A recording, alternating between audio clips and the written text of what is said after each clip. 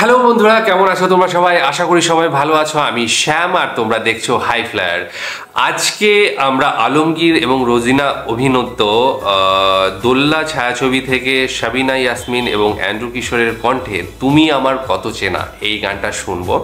তার আগে যেটা বলার দরকার ছিল সেটা হচ্ছে যে তোমরা যে ভিডিও দেখছো এখন, এটা একটু চেঞ্জ হয়েছে আগে থেকে কোয়ালিটি। তোমাদের কেমন লাগছে এটা অবশ্যই জানিও কমেন্ট সেকশানে। আর ভালো লাগলে অবশ্যই একটা লাইক করে দিও, আর ডেসক্রিপশন বক্সে লিঙ্ক দিয়ে রাখবো, সেখানে গিয়ে অরিজিনাল ভিডিওটা দেখো, সাথে সাথে চ্যানেল লাগে লাইক শেয়ার সাবস্ক্রাইব করে দিও। তো চলো ভিডিওটা দেখে নিই, তারপর আরো কথা হবে।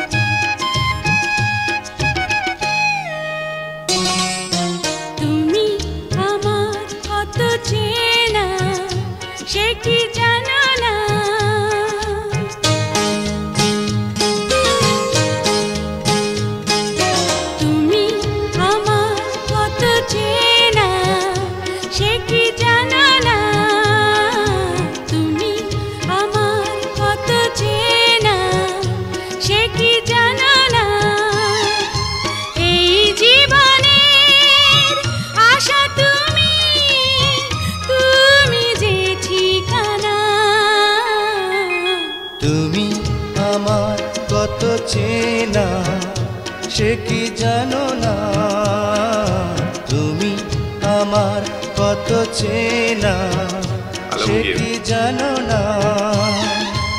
এই জীবনে আশা তুমি, তুমি যে ঠিকানা।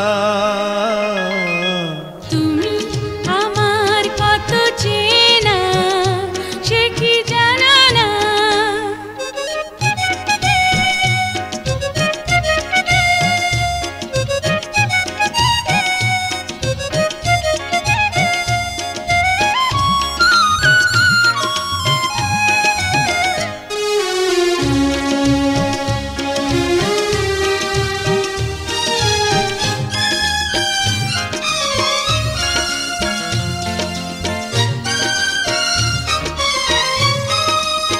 চট্টগ্রামের দিকে নাকি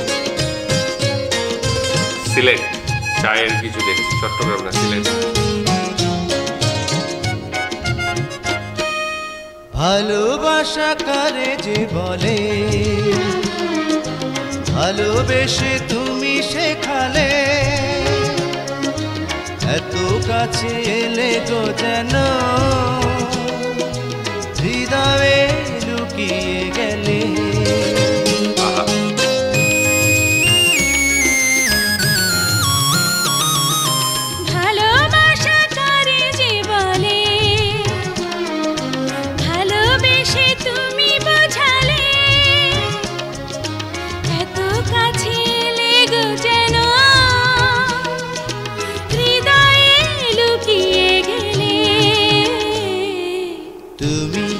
আমার কত চেনা সে কি জানো না, তুমি আমার কত চেনা সে কি জানো না।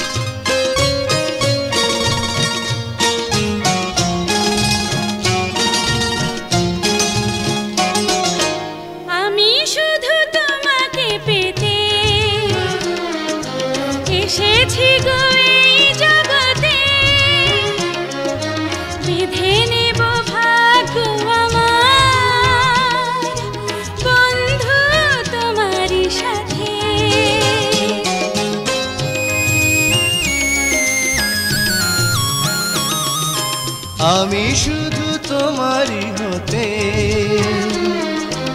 এসেছি গো এই জগতে, বেঁধে নেব ভাগ্য আমার বন্ধু তোমারই সাথে।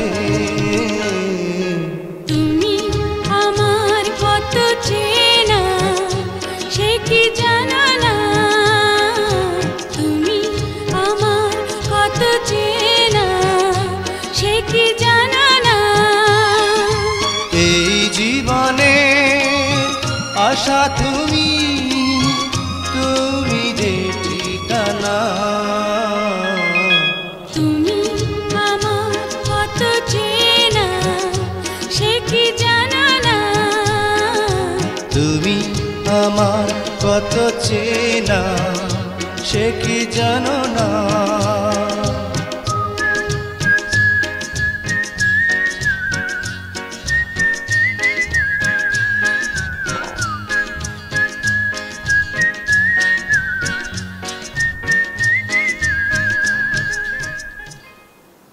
আচ্ছা, দোলনা সিনেমাটা যেটা দেখলাম 1995 যত সম্ভব রিলিজ করেছিল, এবং ওই সময়টা আমরা মোটামুটি ছোট কৈশোর কাটাচ্ছি এরকম একটা ব্যাপার।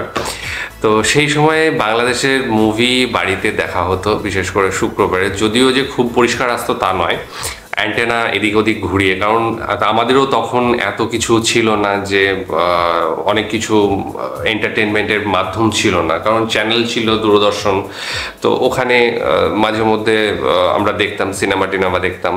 তো সেই জন্য ওই অ্যান্টেনা যেহেতু ছিল, তখন কেবল লাইন ছিল না, সেই জন্য বাংলাদেশ আমার মোটামুটি কাছেই পড়ে বলে আমরা ওই অ্যান্টেনা ঘুরিয়ে দেখা হতো বাংলাদেশে। তবে খুব যে পরিষ্কার যেটা বললাম যে সেটা ছিল না। তবে আলমগীর স্যারের কিন্তু আমি তখন আমার, যদিও এখন অতটা মনে নেই, কিন্তু তখন খুব নাম শুনতাম যে আলমগীরের আজকে সিনেমা রয়েছে বা সিনেমা দেখছিলাম। তো এরকম ছোটবেলায় দেখেছি যে মা কাকিমারা সবাই একসঙ্গে ঘরে সিনেমা দেখতেন, এবং সাথে তারও আগের ঘটনা বলছি যে মোটামুটি পাড়ায় হয়তো দুটো টিভি ছিল বা তিনটে টিভি ছিল, সেটা অনেকটাই আগে, সেটা মোটামুটি 80-র দশকে। সেই সময় আমাদের বাড়িতেও একটা টিভি ছিল, পাড়ার মোটামুটি যারা ছিল তারা এসে দেখতো। তো এইটা ভালো লাগতো, খুব একটা মানে ভালো জিনিস ছিল, এবং সেই জন্য অনেকে নস্টালজিক হয়ে পড়ে এই ব্যাপারটা নিয়ে। আমি দেখেছি এই ধরনের জিনিস, সাদা কালো সিনেমা দেখেছি, বাংলাদেশের সিনেমা যেগুলো দেখেছি আমার ঠিক এখন মনে পড়ে না, তবে দেখেছি, আমিও দেখেছি। আর এখানে আলমগীর এবং রোজিনা ম্যামের যে অভিনয় সত্যি মুগ্ধ করার মতো। সেই সময়টা একটা স্বর্ণিম সময় চলছিল, যে সময়টায় এই ধরনের আর্টিস্টরা এসেছিল এবং একটা বাংলাদেশের যে সিনেমা শিল্প সেটাকে এগিয়ে নিয়ে যাচ্ছিল। সাথে সাথে এদিকেও ভীষণ ভালো ভালো অনেক জ্ঞানীগুণী আর্টিস্টরা ছিল। আর সাবিনা ইয়াসমিন এবং অ্যান্ড্রু কিশোরের কণ্ঠে গানটা অসাধারণ হয়ে গেছে। আর সাথে সাবিনা ইয়াসমিনের যে কণ্ঠটা আমার অনেকটা কাছাকাছি লাগে, আমাদের এখানে মনে করতে পারছি না, সন্ধ্যা মুখোপাধ্যায়ের কাছাকাছি কিছুটা লাগে আমার, যেন মনে হয় যে এনারা মোটামুটি কাছাকাছি ধরনের যে টোনাল কোয়ালিটি, সেইটা কেউ 80 হলে একজন 100, এরকম একটা ব্যাপার। তো সেই জায়গা থেকে আমার ভীষণ ভালো লেগেছে গানটা।